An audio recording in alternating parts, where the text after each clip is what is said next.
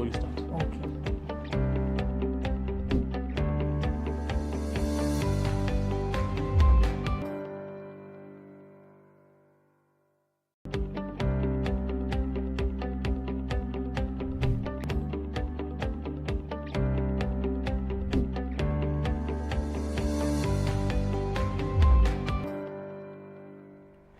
Good morning and welcome to Enterprise Morning on Enterprise Television. I am Kende Vodumi. And I am Henry Igwebike. All right, it is the start of a new day and we are so glad to have you on the show today. We will kick off with today's newspaper review before diving into our main conversation of the day. Trust me, you don't want to miss a moment with us. You can join the conversation by dropping your comments, liking and following us on all our social media platforms at Enterprise TV 7. So joining us today to share the matters at hand is Barrister Evans Ufeli. He's a barrister and a public affairs analyst. Thank you so much, sir. And he joins us from Toronto in Canada. Thank you so very much, Barrister, for being here. We truly do appreciate your time. Yeah, beautiful. Thank you very much. All right, so let's kickstart today with the first daily on our desk. It's coming from the Guardian newspaper for today. Litany of interesting stories.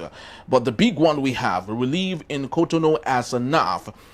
Joint force repel coup plotters in Benin Republic. Okay, so on the top strip we have federal government secured release of 100 abducted Niger school children. And also we have Benue farmers lament decry crashing food prices.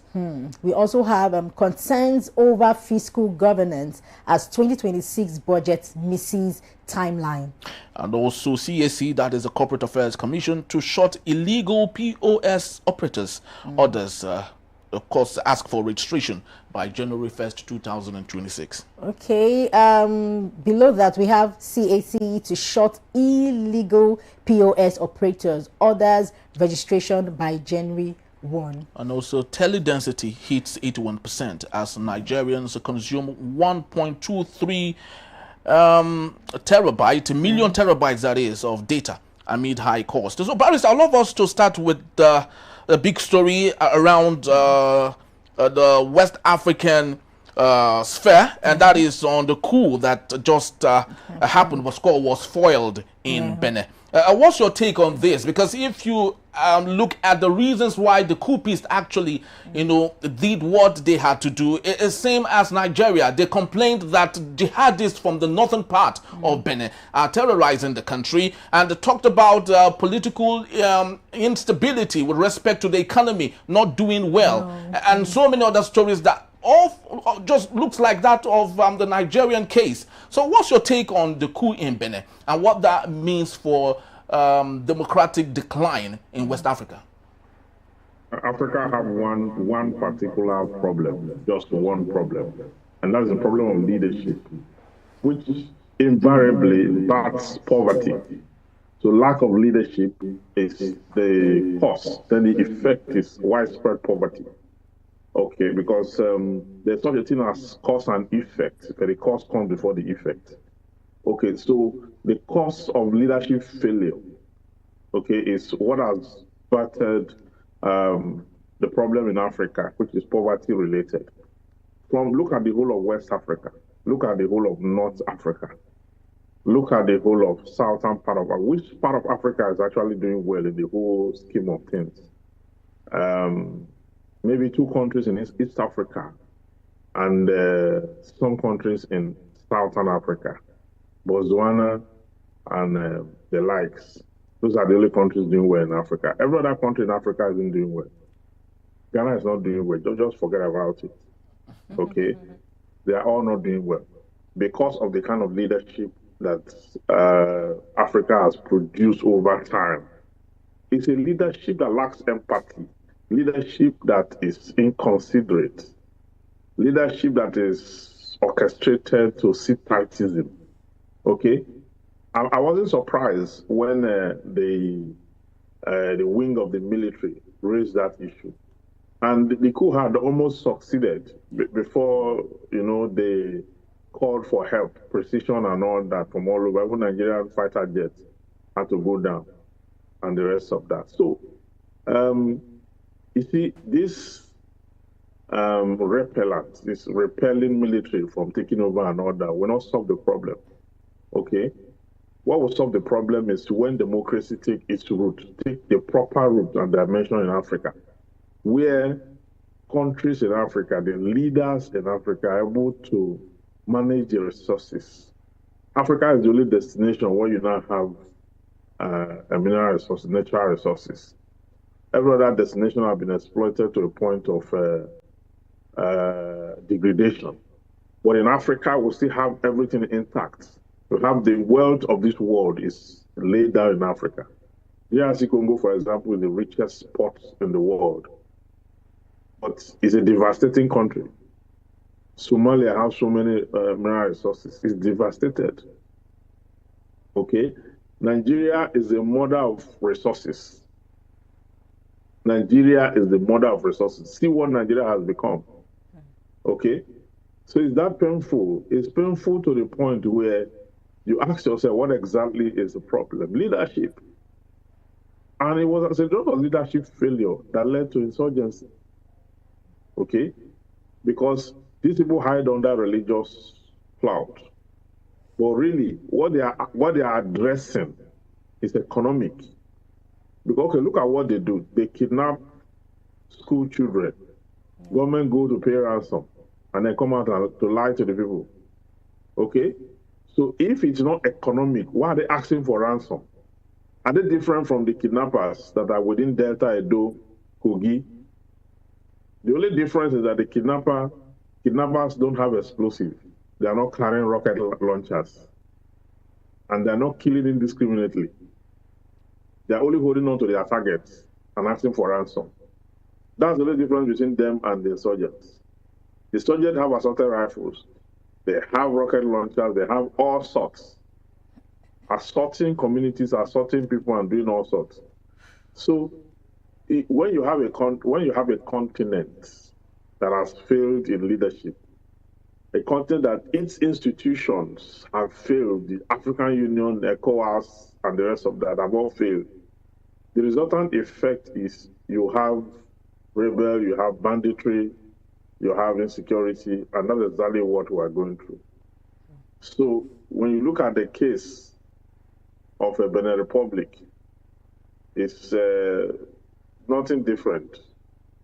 Okay, it's nothing different from what is happening.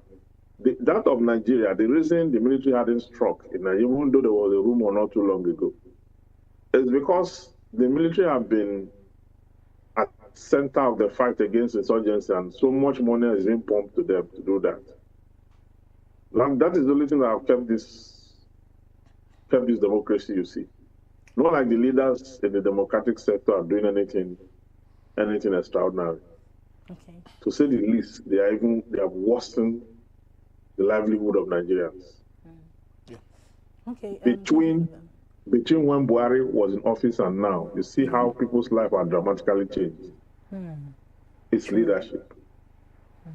Beautiful. Okay. So what does this mean for Benin's political future? With all this coup that happened, what does the future hold for them? It calls for sober reflection. I mean, the current president was billed to leave office in April next year. Yes. Okay? Yes. And the Benin Constitution was also amended, okay, to reflect a new kind of regime. Okay? So it calls for sober reflection for them to look back, okay, go back to the drawing board and reassess their democratic dispensation. Whether truly democracy is doing well. If it's not doing well, it's a window for them to put their house in order. They are hereby reminded that the military still have the capacity. You understand? The capacity they had in the 80s and the early 90s to take over governance if the civilians are not doing it the right way. They still have that capacity. So this is a call to duty, so that they will know that when you have the mandate of the people to perform, you have just one assignment, and that is to perform. Okay? You can't be a leader of a country, a leader of a state, a region, or a province, and there's insecurity littered everywhere. Okay, there's a lot of insurgency activities, and banditry activities going on in the Republic as we speak. Okay, a lot of it. So crime is on a high rate. Okay, poverty is widespread. Public health care is nothing to write home about. It's just a prototype of Nigeria. Okay, and that cuts across countries in Africa, except for the likes of Botswana and Tanzania, and maybe Kenya, and the other country, you know. Every other place in Africa is the likes of Burundi and the rest of that, Uganda and all those ones are all enmeshed in one story, lack of leadership and poverty.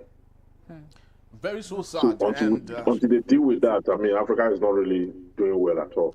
Very well. So sad. And at the same time, the African Union, that is the AU and the ECOWAS, you know, see it as spectators.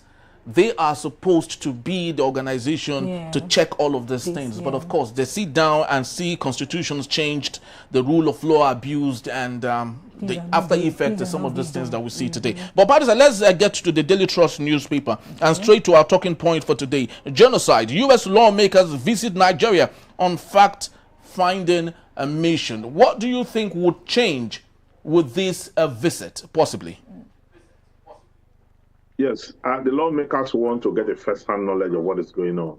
The visit is to reassess the situation and come up with the best approach to fighting insurgency in Nigeria. That's exactly what they are doing. And I think it's a good one that they are not just, you know, observing from the press or from reports. They are on ground to assess the situation and ask the right and vital questions. Okay? So I believe that their visit will add to the information they already have. And that will help them to take informed decision on the issue, the best decision possible on the issue that will be cost effective, that will address the issue effectively, and that will move this issue of insecurity away from Nigeria. I think it's a good one, and I commend their effort for doing that.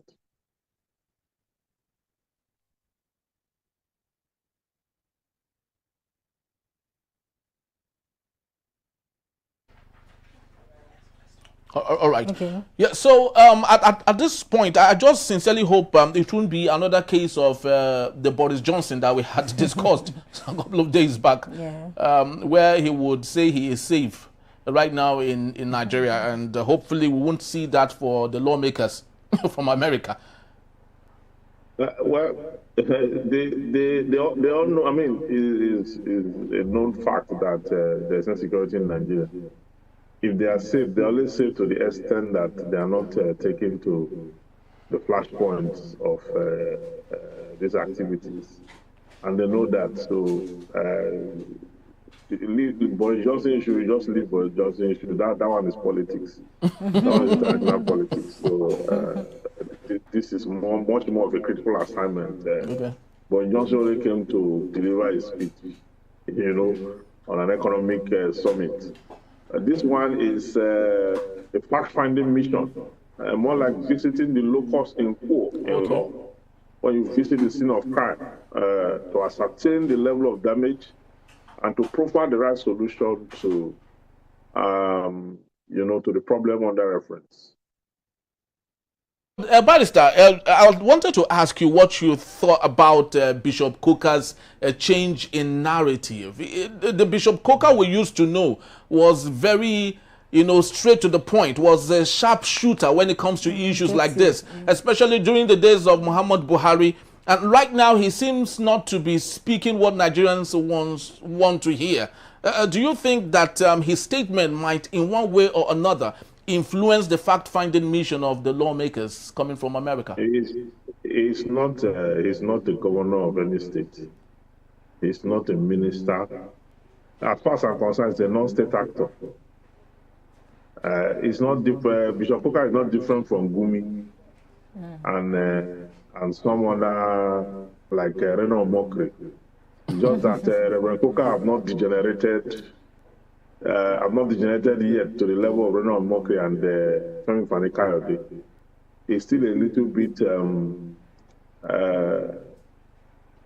put together, depending how long time will permit that.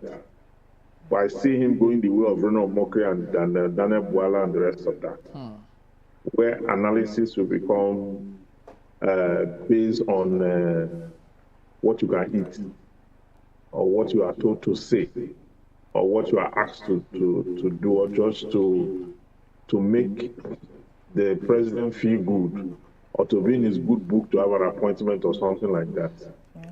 There are many analysts who do that, and they do that shamefully.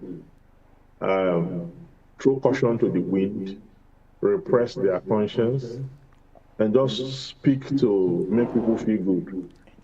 Good luck to him in that pursuit, but Nigerians know the truth, no matter who is involved. Nigerians know the truth, and they will always stick to the truth until we're able to solve our problems. Yeah, hopefully. Yeah, so let's get to the Punch newspaper.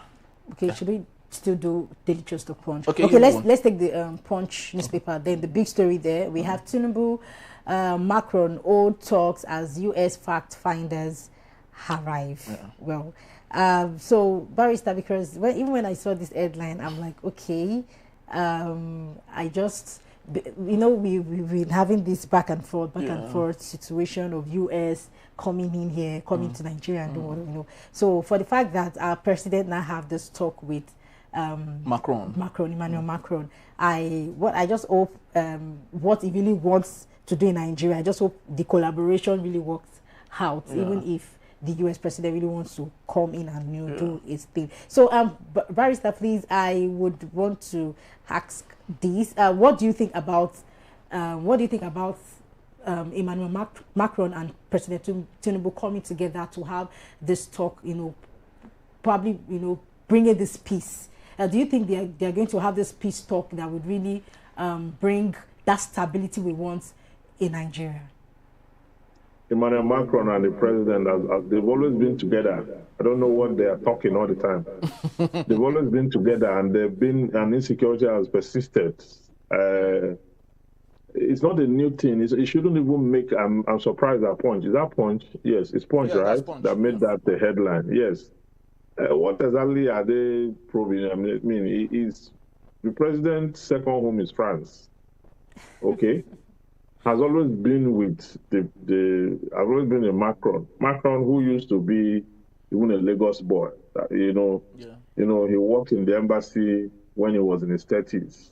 When he was much younger, he worked in the France embassy to Nigeria. So I've known Nigeria for a very long time. Wow. He's a friend of Nigeria, and the president has always been with him since he got into office and the rest of that. So about the peace talk, how that whatever they are going to say will influence. I am much more particular about the American visitation, the Congress visitation, Parliament